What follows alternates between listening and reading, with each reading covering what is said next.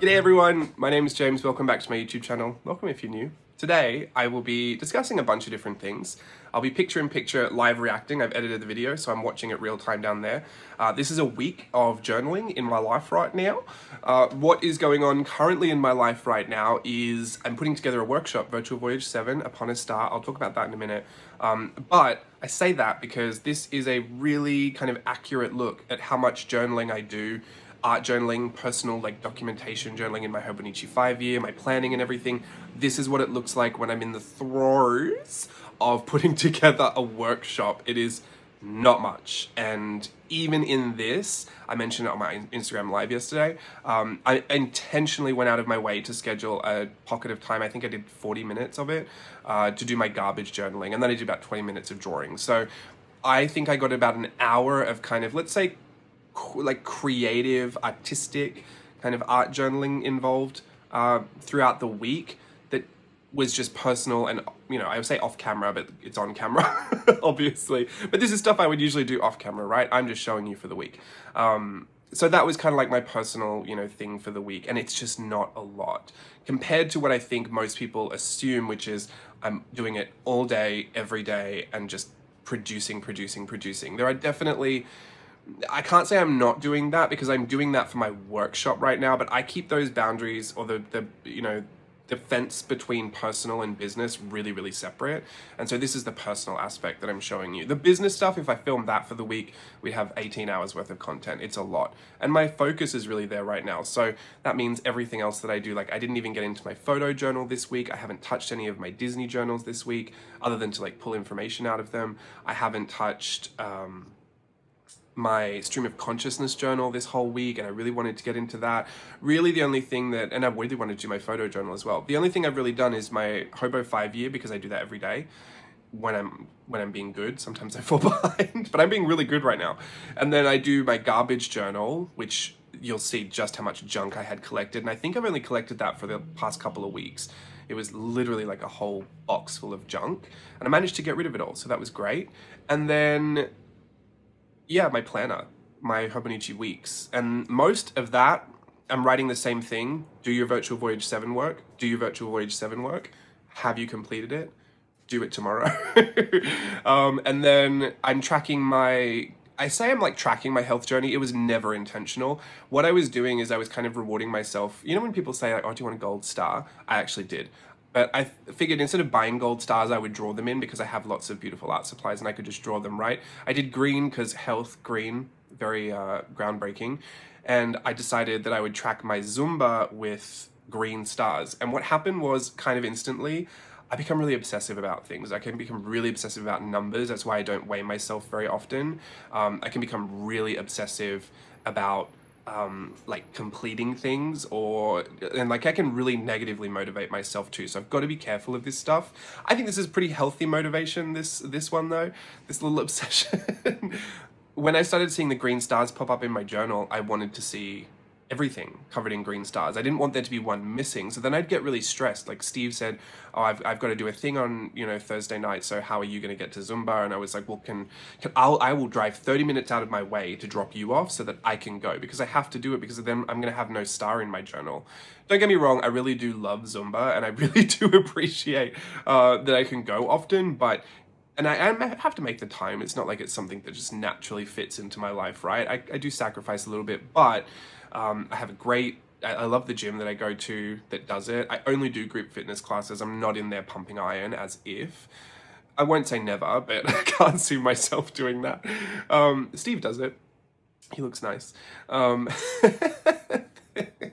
on earth am I talking about? I just go and do group fitness classes, and I think my subscription is, sorry, my nose is going to go, $20 a month. It's really cheap. Considering the amount of Zumba classes I do, like I can get that down to $1 a class. Anyway, I tried my best. In the first month, I think I did maybe like 4 or 5 classes, and I saw these green stars and I thought, oh, I really want more green stars. So the next month I was like, well, let me get to about 10 or something. And then I was like, I want to get to 20. That is kind of hard to do because you're kind of going every day it's available then. And there have been days, like Mondays, I pulled double classes. So then when I started to see the double green Zumba stars, it really frustrated me when the next week I went, I could only put 1 star because, not because I wasn't there. girl, I was there, but Mondays are super busy. So you have to get this ticket. It's a whole thing. You have to sign up. And this was only post-COVID. You have to sign up, like register through the app to do the class. Then you have to get the ticket, but 15 minutes before, maybe the tickets, you should probably get them 5 minutes before the class. And it can be all full online.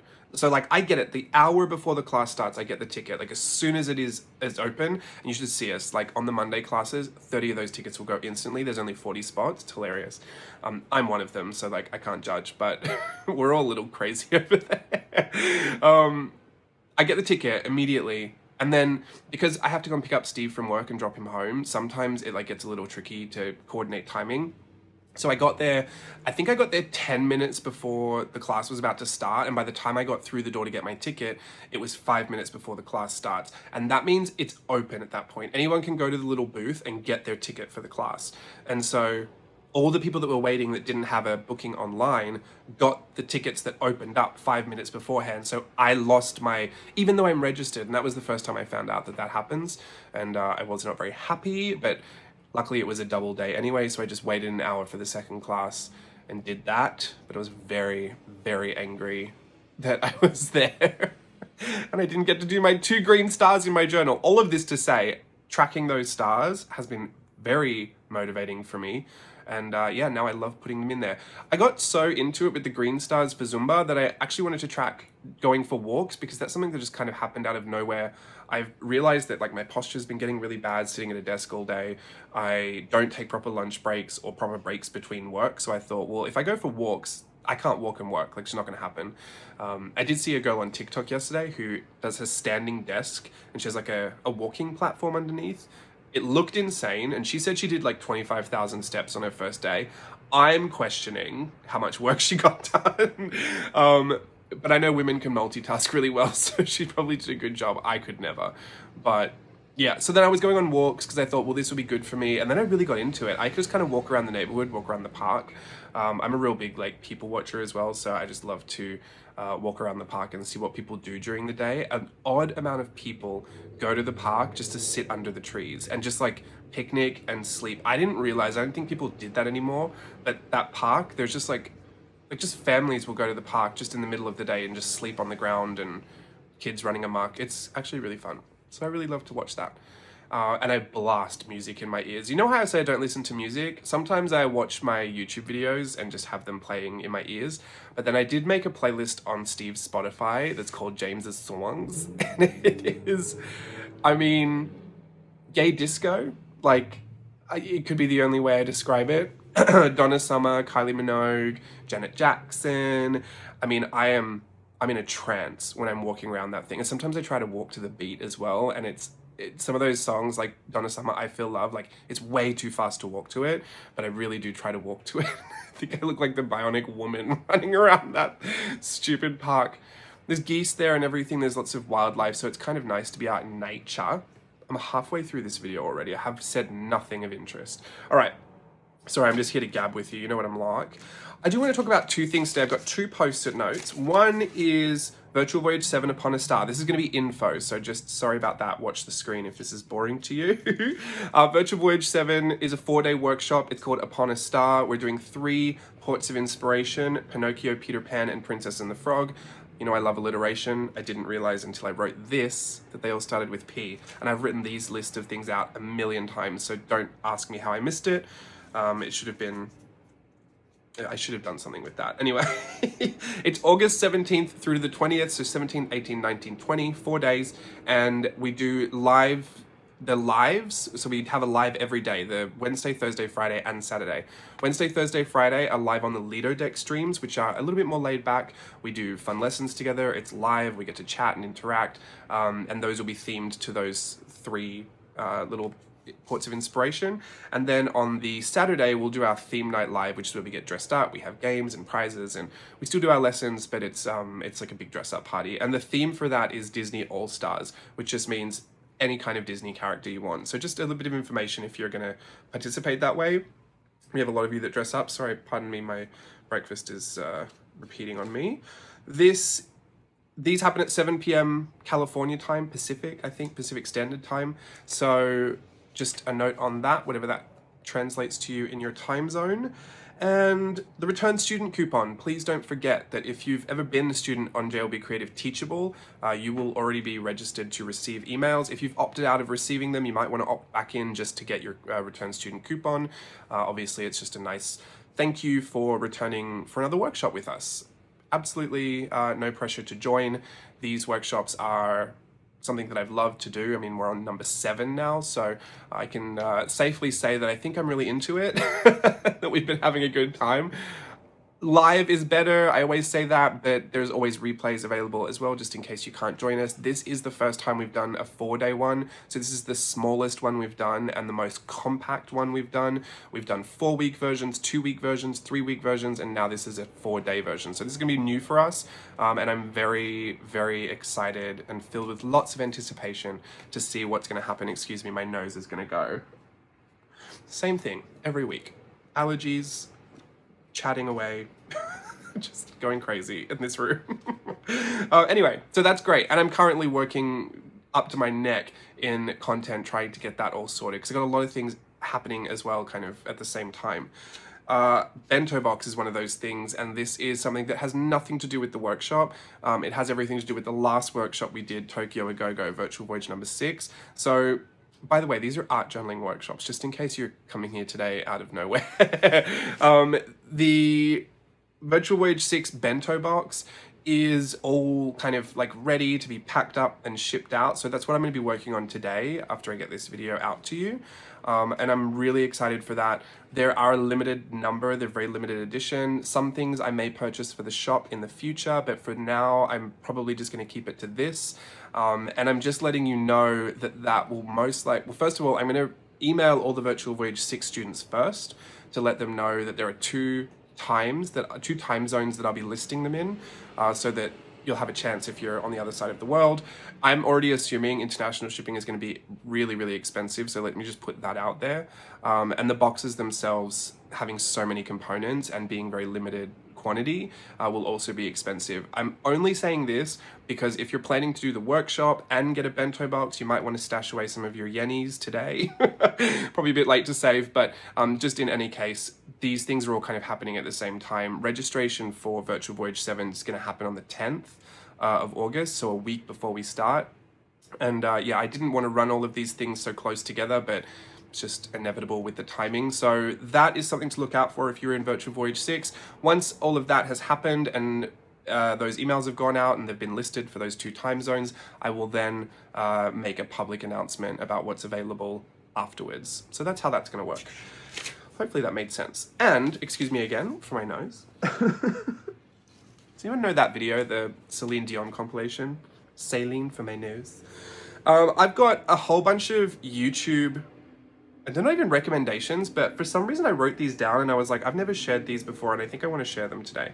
I've got a bunch of non-journaling related YouTube channels that I watch that I just thought I'd mention because I'm always on YouTube, like it's playing non-stop. So I'm gonna mention them to you. Please feel free to go and see what these are all about. I'll kind of give you a brief description of each of them. I love YouTube. It's an amazing place to get so much content for free. You can do a whole lot. I know that people are saving costs with everything that's going on, the financial climate of the world right now.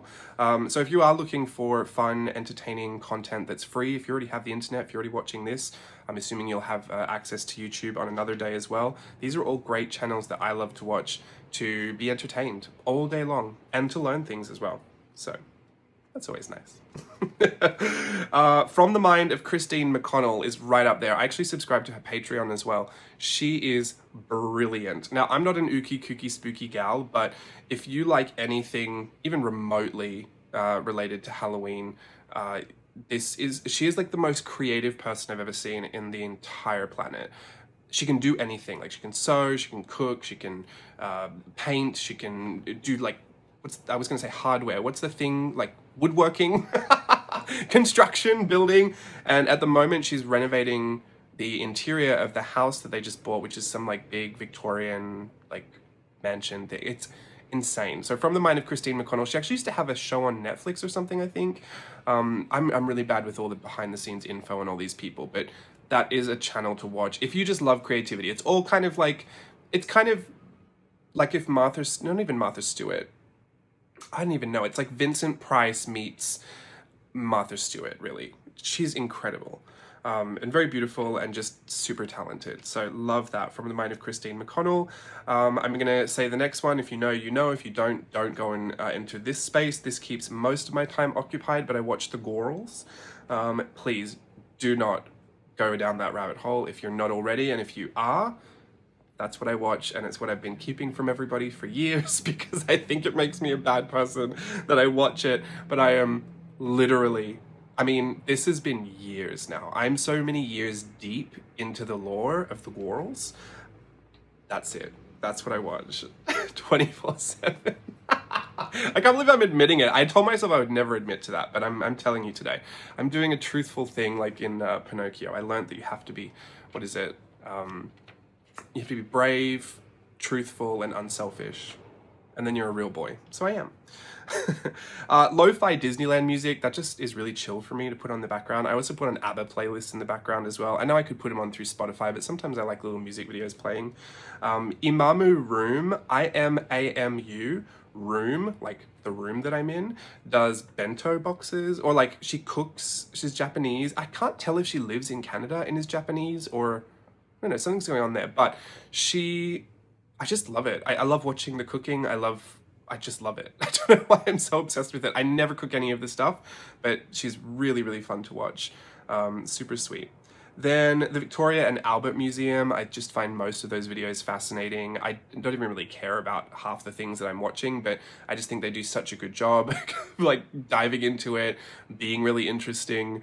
Like I'll kind of watch anything from the V&A Museum YouTube channel. I watch old So You Think You Can Dance videos. I always just love those. I think they're fun. ReviewTyme, they're a theme park review channel, but they also kind of keep you up to date with things that are happening in theme parks. And you know, I live down the road from Disneyland. I love Tokyo Disney Resort. And I'm kind of curious about all the other things that go on as well. Like that's Paris, Disneyland. That's how I kind of found out about that stuff. So yeah, they do theme park videos. TDR Explorer actually is another one of those that does that. He's specifically Tokyo Disney Resort, and sometimes he does Universal Studios Japan.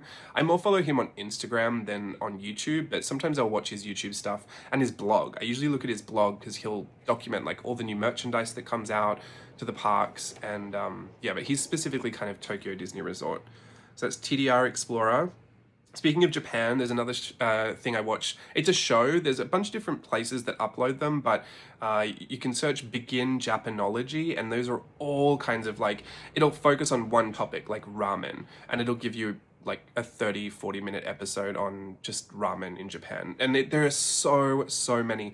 I've watched these for years. These are actually ones I used to download and watch on cruise ships when we all used to have little hard drives that we could, because we couldn't get live television or YouTube or anything really on cruise ships back in the day, which is too expensive and or it just wouldn't work. So we would download all of our favorite shows and everything and swap hard drives. I just had like a library of Begin Japanology videos and I love them.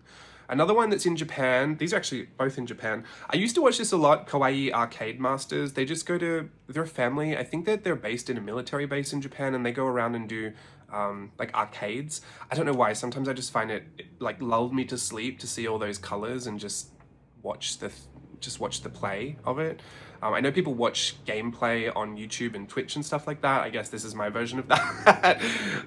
So Kawaii Arcade Masters, and then currently Hannah, who was, I don't know her, but she used to be a performer at Tokyo Disney Resort, and I'd come across one of her vlogs, I think after she left her last contract there and then became kind of like a vlogger. I'm not quite sure the path that she took through that, but she ended up doing like a Japanese vlog channel, and now she has some of the most beautifully shot like Japanese like travel content, and I just think it's really amazing. So currently Hannah, she's Australian too, so sometimes I feel like I get the humor. It's always nice. But yeah, those are YouTubers that or YouTube channels or YouTube searches that I would recommend if you want to watch along with me. That's it for my video today. Hopefully you enjoyed my week of journaling. I will see you again next week. And yeah, don't forget to check out Bento Box for my Virtual Voyage 6 people, and then Virtual Voyage 7 should be opening for registration August 10th. And I'm so excited to see you there. Bye.